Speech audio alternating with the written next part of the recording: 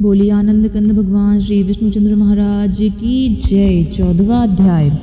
नारद जी बोले, हे राजन, तब उसको इस प्रकार धर्म पूर्वक राज्य करते देखकर देवता क्षुब्ध हो गए। उन्होंने देवाधिदेव भगवान शंकर का मन में स्मरण करना प्रारंभ कर दिया। कितनी ही प्रकार से स्तुति की। तब भक्तों की कामना पूर्ण करने वाले भगवान शंकर ने नारद जी को बुलाया और देव कार्य करने की इच्छा से उनको देवपुरी भेजा। भगवान शंकर भक्त नारद भगवान शंकर की आज्ञा से देवपुरी में गए। इंद्र आदि सभी देवता व्याकुल होकर शीघ्रता से उठकर श्री नारद जी की स्तुति करने लगे।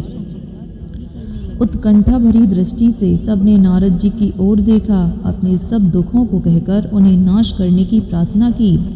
नारद जी ने कहा, मैं सब कुछ जानता हूँ, इसके लिए अब मैं दैत्यराज जलंधर के पास जा रहा हूँ। ऐसा कहकर और देवताओं को आश्वासित कर श्री नारद जी जलंधर की सभा में आए। जलंधर ने श्री नारद जी के चरणों की पूजा करके हंसते हुए कहा, हे ब्राह्मण, कहिए आप कहाँ से आ रहे हैं और कहाँ कहाँ पर आपने क्या क्या देखा है, यहाँ कैसे आए हैं? मेरे योग्य जो सेवा हो उसके लिए आज्ञा कीजिए। जलंधर के इस प्रकार के वचनों को सुनकर श्री नारद जी प्रसन्न हो गए और बोले, हे दानवराज महाबुद्धिमान जलंधर, तुम धन्य हो, क्योंकि इस समय सब रत्नों के भोक्ता एक तुम ही हो। हे दैत्य श्रेष्ठ, अब आप मेरे आगमन का कारण सुनिए, जिसके लिए मैं आज यहाँ आया हूँ। हे दैत्यराज, मैं स्वेच्छा से कैलाश पर्वत गया था, जहाँ 10,000 योजनों में कल्प वृक्ष का वन है। वहाँ पर मैंने सैकड़ों कामधेनुओं को विचरण करते हुए देखा तथा यह देखा कि वह वन चिंतामणि से प्रकाशित परम दिव्य अद्भुत और सब स्वर्णमय है। मैंने वहाँ पार्वती के साथ स्थित भगवान शंकर को भी देखा, तो सर्वांग सुंदर गौर वर्ण त्रिनेत्र और मस्तक पर चंद्रमा धारण किए हुए हैं। यह देखकर मुझे बड़ा आश्चर्य हुआ कि इनके समान समृद्धशाली त्रिलोकी में और कोई है ही नहीं। हे दैत्येंद्र, उसी समय मुझे तुम्हारी भी स्मृति हुई और देखने की इच्छा से मैं तुम्हारे पास चला आया। यह सुनकर जलंधर को बड़ा हर्ष हुआ। उसने श्री नारद जी को अपनी सब समृद्धि दिखला दी। उसे देख देवताओं का कार्य करने के इच्छुक शिव प्रेरित श्री नारद जी ने जलंधर की बड़ी प्रशंसा की और कहा, निश्चय ही तुम त्रिलोकपति होने के योग्य थे। तुम्हारे लिए ऐसा होना कोई विचित्र बात नहीं है। मैं देखता हूँ कि और तो तुम्हारे पास सब कुछ है और किसी बात की कमी नहीं है। ऐरावत तुम्हारे पास है, उच्च श्रवा घोड़ा तुम्हारे पास है, कल्प वृक्ष और कुबेर की निधि तुम्हारे घर में है, मणियों और रत्नों के ढेर भी तुम्हारे यहाँ लगे हुए हैं। ब्रह्मा जी का हंस युक्त विमान भी तुम्हारे पास है और भूलोक, पाताल और पृथ्वी पर जितने भी रत्न आदि हैं वे सब तुम्हारे ही तो हैं। मैं तुम्हारे इस प्रकार के सब रत्न आदि ऐश्वर्यों को देखकर बड़ा प्रसन्न हूँ।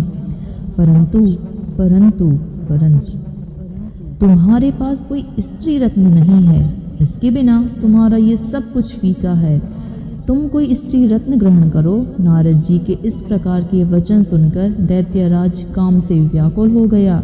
उसने नारद जी को प्रणाम करके पूछा कि ऐसी स्त्री कहाँ मिलेगी जो कि सब रत्नों में श्रेष्ठ हो। यदि ऐसा रत्न कहीं मिले तो मैं आपका आज्ञा से उसको अवश्य लाऊंगा। नारद जी ने कहा, ऐसा रत्न तो कैलाश पर्वत पर योगी शंकर जी के पास ही है। उनकी सर्वांग सुंदर पत्नी देवी पार्वती बहुत ही मनोहर है। उसके समान सुंदरी मैंने आज तक कहीं नहीं देखी है। शंकर से बढ़कर समृद्धिमान दूसरा कोई और पुरुष है ही नहीं। उसके इस रत्न की महिमा तीनों लोक में कहीं भी नहीं है। तभी तो परम विरल आत्माराम शंकर भी उसके वश में हो गए। देवर्षि नारद उस दैत्य से ऐसा कहकर काम इच्छा करने की से आकाश मार्ग को चले गए।